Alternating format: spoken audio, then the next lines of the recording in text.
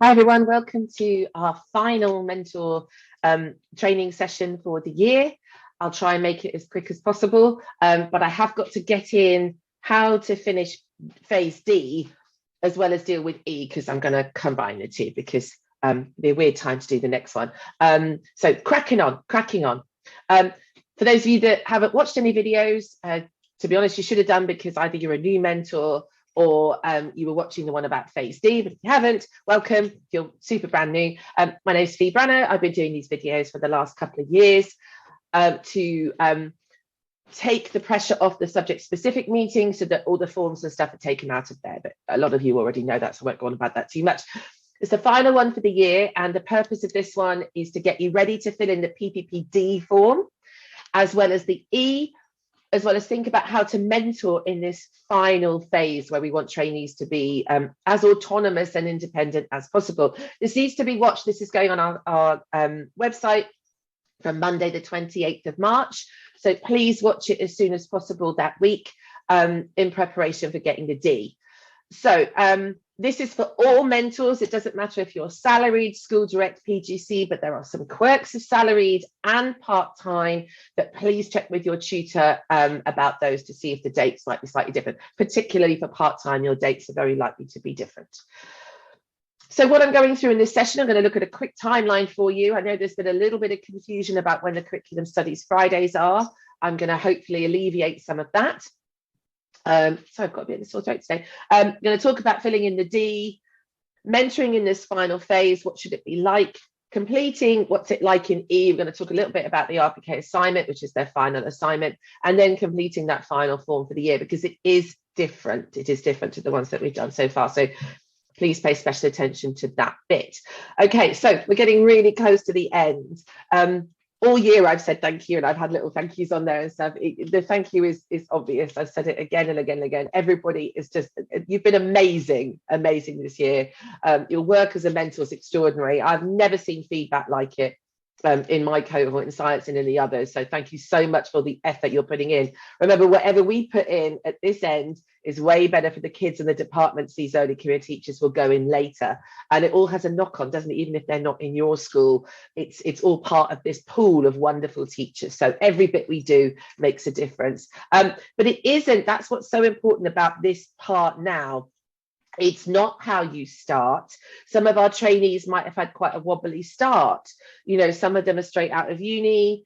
They were in lockdown for a lot of their degree. They had, I think, quite limited resilience for some people. I'm sure we've all seen that, where they want a lot of things checked. You know, they're not used to kind of doing things on their own as much as we'd expect in the past. But that's the effect of being on your own, isn't it, for a lot of the pandemic. And like Bolt, he doesn't start well, but he finishes well. So you might have taken on a trainee from placement one that might have had a slightly iffy experience. They were slow to get started. They didn't quite process as quickly as some other trainees you might have had before. Or you were brand new and didn't really know as a mentor quite how to squeeze to get the best out of a trainee. Maybe there was a bit too much support and not enough challenge, which can slow somebody's progress down, or the other way around, and they got a little bit broken by it. So it's how we finish that matters. That's the key. But we all know the classic song, we are in the final countdown now, and every single day makes a difference. They can't afford to sit down and do nothing in the staff room, our trainees now. APK's done. The focus now is teaching and impact on pupils. That's what we're looking for. And that's definitely the focus of the CCF as we go into these final phases. So cracking on.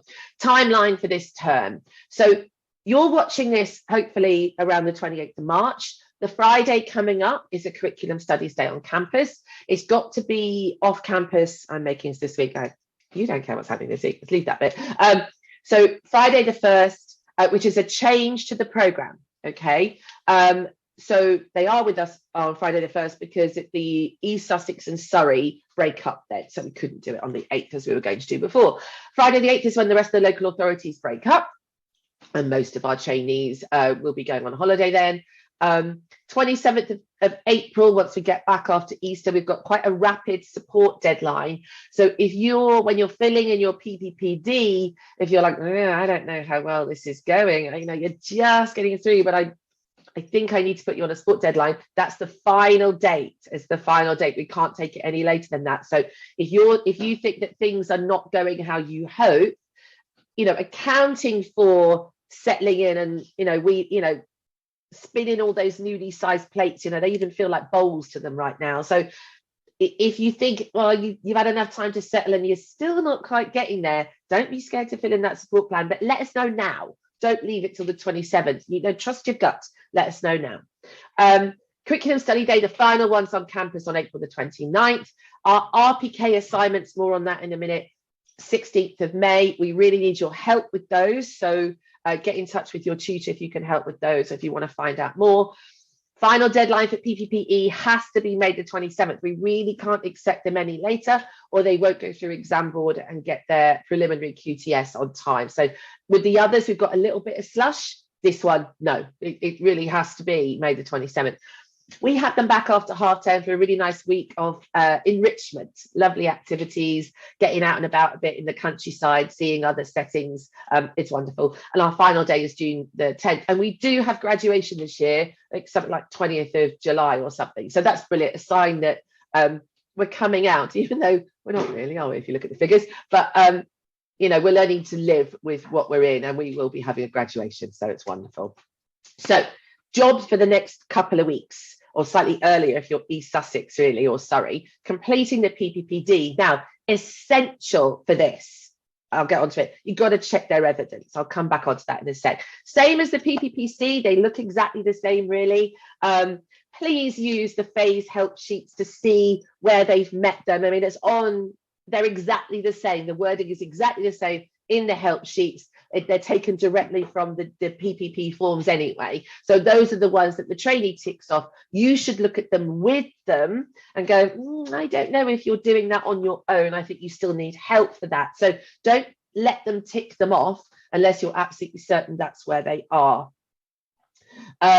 Ensure that the trainees have shown you their evidence. Now, as I said in the last one, I think mentor fills it in sometimes, trainee fills it in separately, and they don't really connect as often as I think we'd like them to. You shouldn't be signing it off unless you've actually seen that evidence and seen their teaching folders. It gets incredibly important now that they've got their evidence organised to show that by the end of the course, they're going to meet the teacher's standards. So remember, at the moment, very much CCF focused, entitlement based.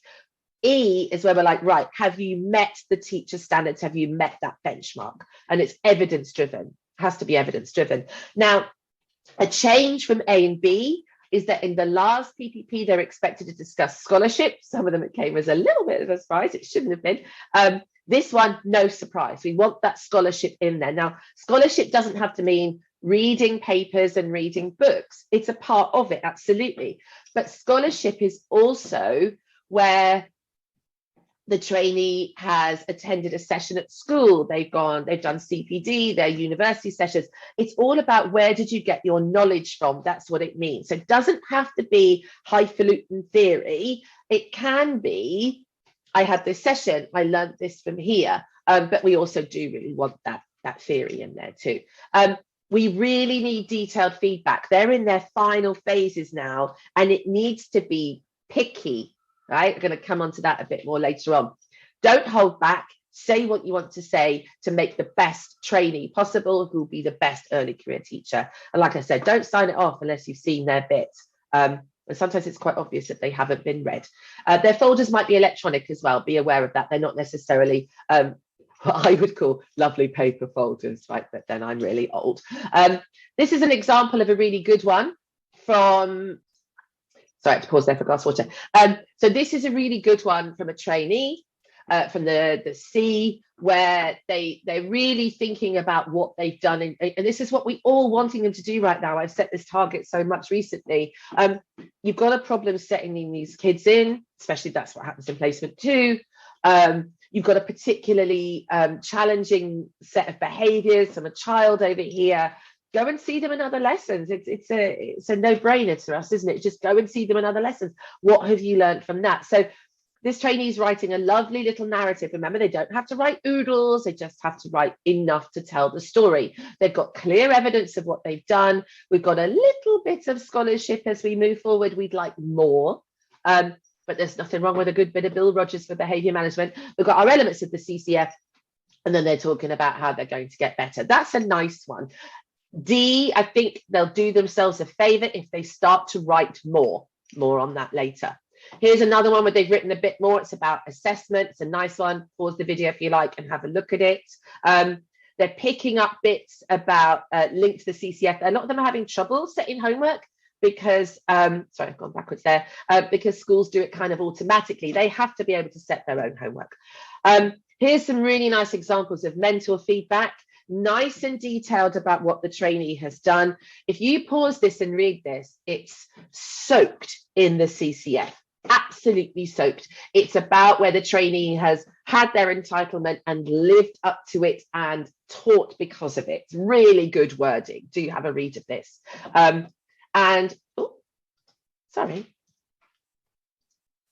Excuse me. And then this is the feedback at the end, where they've done the strengths and the targets. Again, this is the detail we're looking for. I had a quick scan at some the other day across our cohorts. And again, we've got some almost one-worders coming up in here. And to be honest, it's really not acceptable for that trainee. They do need to get detailed feedback about where they've done well, so that they know they're doing well and they don't throw the baby out with the bathwater, right? They've got to know, keep that the same. Otherwise, they keep changing it. You've got to tell them what they've got to keep the same. And we need these very detailed areas for development now, and they should be super picky. You know, are they getting it? And a classic one at the moment is pupil talk. Seeing a few lessons where, you know, trainees are just talking at them, and it was certainly stuff the kids could have discussed themselves and then told the teacher what they knew. You know, I think really important post-pandemic or slightly at the end of pandemic, that the kids are talking to each other about their knowledge and don't feel just that they've got this transmissive knowledge coming at them. It's not good teaching and learning, really, is it? So good quality classroom talk is what we're looking for. So it's a good one to put in there. Now, remember for D, same as all the others we've done so far this year, this is not summative assessment. I'm going to talk about that in a sec when we talk about the E. This is still formative against the CCF. We're saying they're on track to meet the teacher's standards. We're not saying that they've met them yet, and we're not using the teacher's standards. This is still working towards the teacher's standards. It's all CCF. I keep saying that, don't I? We'll come on to the standards in a sec. Now, what's it like to mentor in this final bit? Now, quite a few of you are brand new to us in February. So you're like, ooh, you know, what about what's it supposed to look like? What, you know, your trainee might have come in a bit wobbly. They do, they can have, it seems like quite a big dip sometimes. Remember, I'm careful to say they don't go backwards. It just looks like they do, okay? Now, this is the whole feeling of this, is that they should, even if they're wobbly at the beginning of placement 2, they should catch up quickly, really catch on quickly. They've done enough. Well, God, let's be honest, 9 months isn't long, is it? But we have to make them have done enough in order to get through the next bit. This is about meeting the standards and doing it on your own. Almost to the point you're like, wow, now, yeah, I'd be really happy if I employed you and you could be in a class on your own. If you still feel you need to be around a lot, we've got some probs, okay? So what's E all about? Now, I've shown you this before. I'm going to whiz through it quickly. We're up to here, aren't we? We're in coming up to May, April time. I know we're not, but we will be. We're in phase E. And this is where they should be highly reflective, highly reflective. You shouldn't have to tell them what was good and what was not so good about the lesson. We should be using questions and prompts and, you know, asking them, well, that particular group of kids over there, do you really feel they made progress? How could you tell that they made progress? Were you really thinking about the wording you were using? Do you think there were enough opportunities for class talk? Can you identify a section of the lesson where the kids could have done it on their own rather than you? Let's go back through your plan and see, that shouldn't have been you. Could that have been the kids? All right. So lead them, yes, but make them do all the talking, right? You just ask the questions. It should much more be a little bit of you and a lot of them. In the same way, their lessons should be a little bit of them and a lot of the kids. That's what we're modeling, right? The more knowledgeable other, in Vygotsky, should be quiet, right? Little bits, and sit back and let the others do the work for them. And we're really, showing them what their lesson should be like. So they're moving on, taking control, right? Saw a super lesson yesterday. The trainee knew exactly what had gone on. It was all led by expert questions by the mentor. Oh, it was shivery goodness. It was really good. The trainee didn't need us. We were there just for experience to go, have you tried this? Have a go at that. And we were really picky about what to improve on.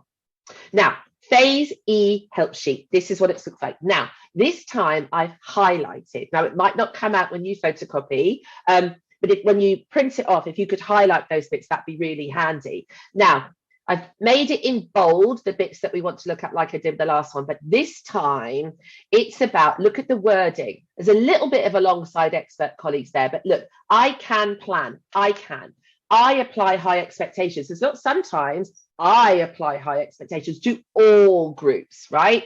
I work closely with colleagues. I effectively adapt. I consistently, look at that word consistently and effective. It comes up all the time. This means it's exactly what it says. Not just here and then when you're being observed, you do it. You've got to do it all the time. Now, we can't sign them off unless they're doing it all the time, okay? And are we giving them enough feedback? Remember, this is about their entitlement. Are we helping them to be able to do it all the time? Now, the series of lessons over time, if you're not letting them know what they're teaching over the next 6 weeks, they can't meet that. So if you're still telling them only a week in advance what they're teaching next week, I'm afraid you're holding them back and you're reducing their entitlement. You're not giving them what they're entitled to. They really should know now what they're going to teach until the end of the PGCE. Otherwise, how do they learn to do mid-term planning? Because that's really what that is. It's like mid-term planning. I put one in blue because it's the real big one. I am able to evaluate the impact of these adaptations on the progress of individual. Oh God, it's horribly wordy, isn't it? But what it means is I can look at what I did to get those kids to learn my curriculum. I can work it out, not you, mentor, not the class you teacher. I worked it out. I taught it and I went, oh, that didn't work very well. Our lesson, the lesson reflections at the end of the lesson plan are more important now than ever. Really, before they didn't really know what they were reflecting on. That's a really important part of the process right now, is to plan a lesson, deliver it. You don't check it too much. We need to let them, get it wrong on their own, really. For now, they need to work out from their own mistakes. Less micromanaging now, very much so from you as a mentor. They work it out. They change their practice for next time. And they only really should come to you if they're really stuck, like really, really, really stuck. This is a big one, rules and routines, now that they're in their second placement. They can't spend 3 months using the behaviour management policy. You've got to do it now. They've got to have good entrances. I'll talk a bit more about little things to work on in a sec, but that's the E. So I hope you use it. You need to use it. Please do stick it in those, if you've got an observation book, which you should have, that the trainee moves around with them, that has to be in there. Saw one the other day that was the teacher standards. That could be in the back. It has to be the CCF in the front, please. Now, the theme of this term, the next term after Easter, is we want them to move from being a mentee to a fellow professional. That's the vibe. If you feel that they're still very needy and they are really disorganized and you don't think they'll manage as an ECT, don't be worried to put that support plan in, right? Or at least get in touch with us and we'll work out some kind of plan. They need to know what the expectations are. So if you haven't articulated it, how can they know, right? So let them know you're on your own. Now, we don't talk about mentoring and coaching in the same way that the business world does. So if you go on a Google's and you have a look, you're like, well, that's not what I do. They talk about mentoring being a very casual, informal relationship. That's not how we see it. We've got different versions of the words, right? And what the role entails.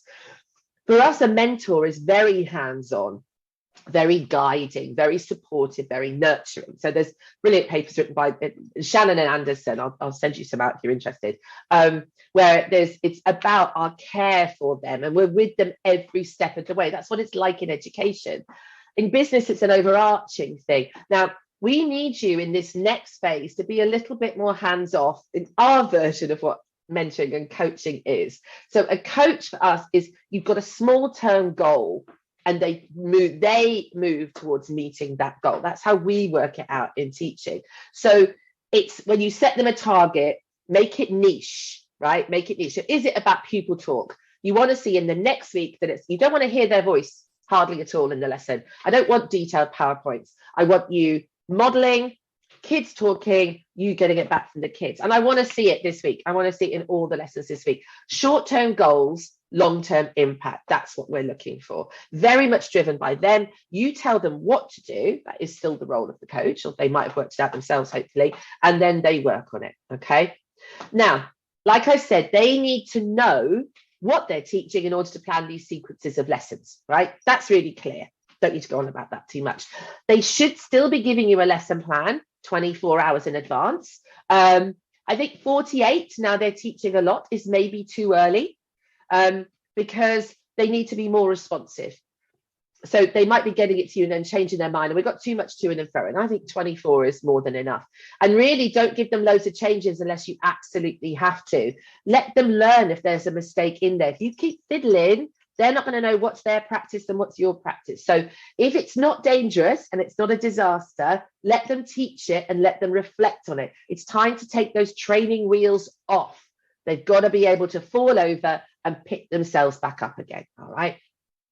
Now, observations and meetings, they continue. Okay. You still observe every week. They should still be writing on the big lesson plan for each week. Let's make that one clear. So most of the time they could probably be using the short lesson plan.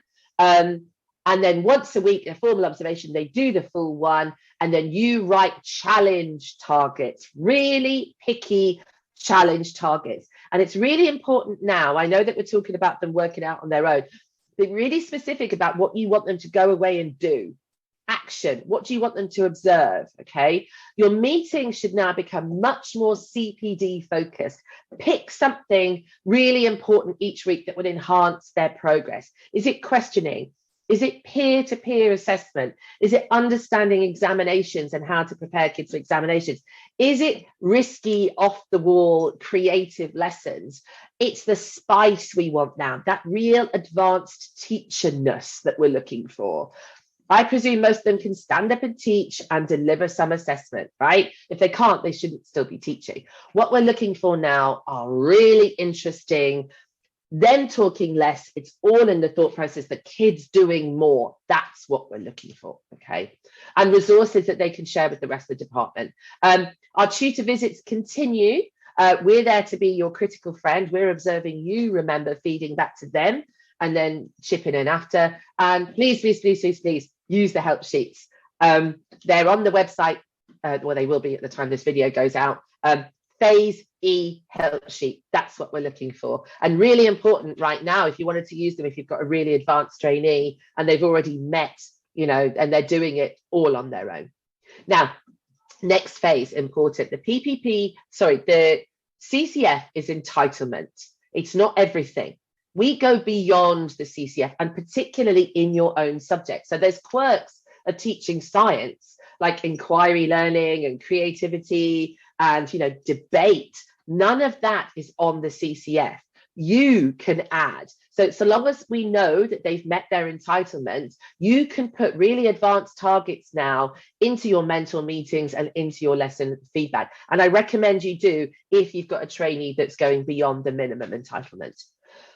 So on the Phase E help sheet, there are these questions to help you if you're getting a bit stuck. You could use these as focus for your mentor meeting. So I've highlighted two there that we've used quite a bit in recent observations. I keep going on about it, don't I? High quality pupil talk. They've got to be talking, they've got to be discussing. It's okay if what they say is wrong. You know that. You're an experienced teacher. The trainees are obsessed with getting it right. It's going the wrong way about it. And getting metacognitive strategies, that word's being bounced around a lot, isn't it? Getting kids to think about their own learning, but getting the trainees to think about what they're doing too. So thinking about your thinking, that's what we want going on. Now, here's some lovely examples from a recent lesson observation from a mentor. Thank you, mentor.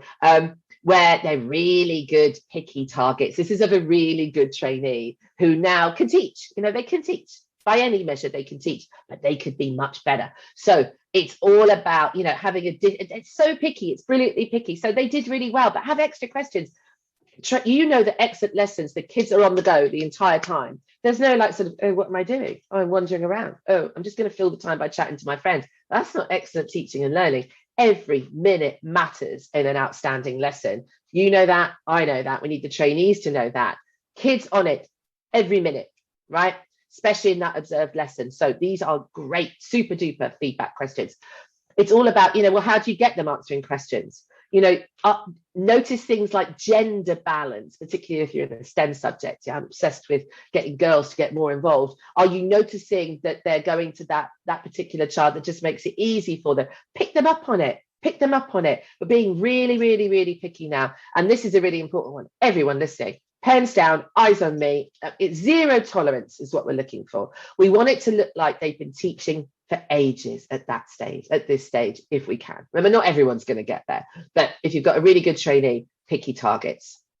Right, now, completing this phase, so they're done with their APK. Well, most of them are, obviously not all of them are. They're done with their APK. For us now, it's RPK, reflecting on professional knowledge, our final assessment, final assignment, sorry, not assessment, wrong wording. This happens in the last 2 weeks of May. It's a discussion assignment. Quite often those that have done not so well in APK do really well in RPK. They just don't like the writing. This is a verbal thing. We still need the same level of scholarship that they put into APK though. So they want to do lots of reading. They just don't have to write it all down. They have to talk to us about it. They can use notes. Now, where you come in for this is we need them to have really good evidence, physical, tangible evidence. They can't just say, oh yeah, my year 7 were really great and I did loads of targeted questioning and it was fabulous. I don't know why I've got that voice on. They can't just say that to us because we'll go, well, show me the impact of what you did on the kids. It's not the worst ones where they sit down and go, yeah, I did this brilliant thing. And you're like, okay, that's grand. How did it help the kids learn your subject? That's what we're looking for all the way through the RPK. How did what you did as a teacher help those kids to learn your subject better, right? Now, hopefully there's a big process. So they were in a CPD session, they were in a curriculum study session, they did some reading on their own and they built up their knowledge. They then experienced it. So they put it into practice again and again and again. They're like, oh yeah, eventually that technique will work when I do that thing from June 2007, right? And then what we get them to do is reflect on it in a scholarly, academic manner in the final thing.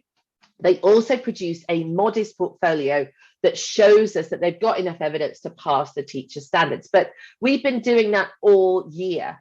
We've been formatively looking towards the teacher standards all the time. We're not assessing them against it through the year, but looking to see if they're moving in the right direction. That's where our PPP forms come in. If they weren't moving in the right direction towards meeting them, they would have either failed or they were on a support plan and we'd had to redirect them. So we're dealing with the QTS side all the way through the year. And the RPK is where we finish it off. Now, we need to make sure that before the RPK, they have met all their CCF entitlements. So it's really important that you're auditing through this next phase where they've got gaps and helping them to meet those gaps. So when I talked about long-term planning, if you're not letting them know far enough in advance, they can't meet that entitlement. If they haven't had the opportunity to talk to parents, they can't meet that entitlement. If you haven't explained how they can set homework outside of the school's auto way, they can't meet that entitlement. So at the D phase, please audit what they need to work on in the E to make sure that that we've all met their CCF entitlements, and they've got a right to them. Remember, it's not just, oh, you've missed some through the year. They have a right. They must audit that they've got them all done, and then the evidence they produce is for the teacher's standards. Okay, now the CCF is all linked to the teacher's standards anyway, so it's not like they're different numbers or they've been grouped in different ways. So it all, trust me, it all flows together. Now we need you to volunteer. We need volunteers. Our RPKs are done with our mentors, so all subject tutors will be getting in touch with you very soon to get you booked for certain days for RPK. So please volunteer. We really are quite stuffed without you. We pay cover. It's a day at school, so I hope you can get cover. I know it's not easy at the moment, but fingers crossed we can do something together.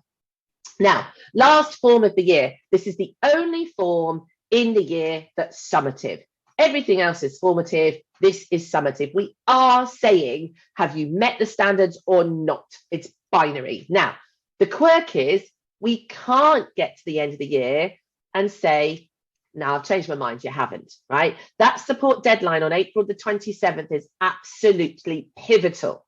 If you don't think that they're going to meet it or they're at risk of not meeting it, you must alert us, because you can't say that they haven't met it after.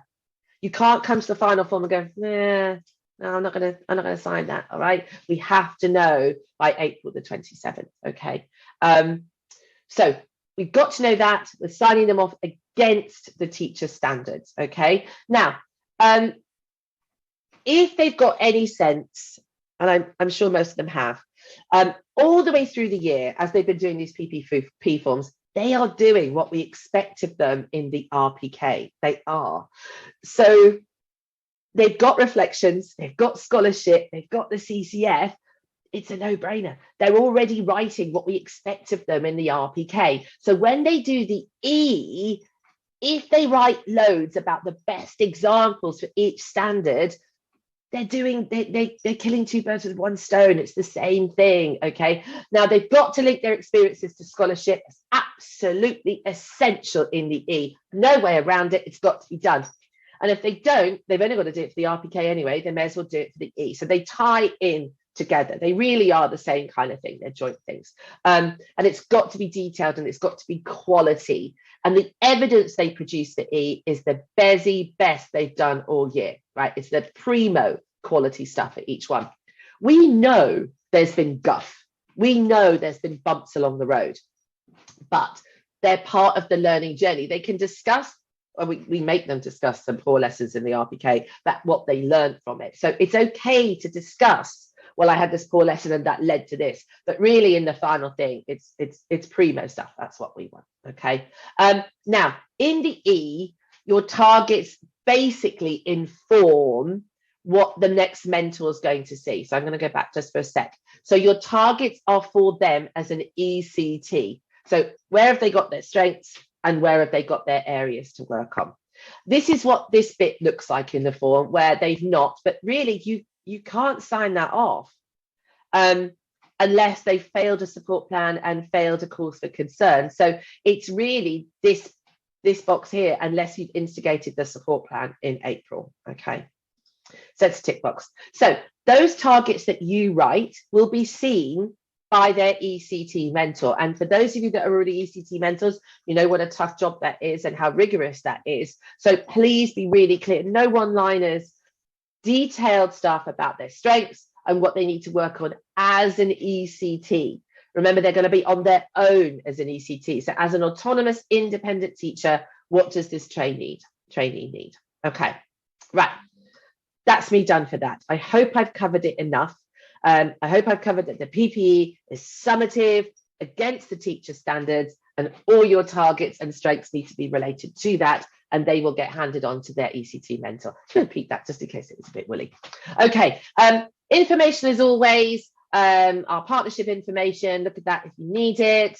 Don't forget the IT handbook and our mentor guidebook's a really important one. If you're stuck for ideas for what to do in your mentor meetings, it's in the appendices. This is all on our website, okay? But your weekly your weekly observation should guide that CPD that's going in on mentor meetings. But you should still be getting weekly or fortnightly emails from your subject tutors telling you what the focus is. I write to mine in a little table. And if you've got some problems there, please don't, let me know if you're not getting the right information from subject tutors. Okay, as usual, thank you so much.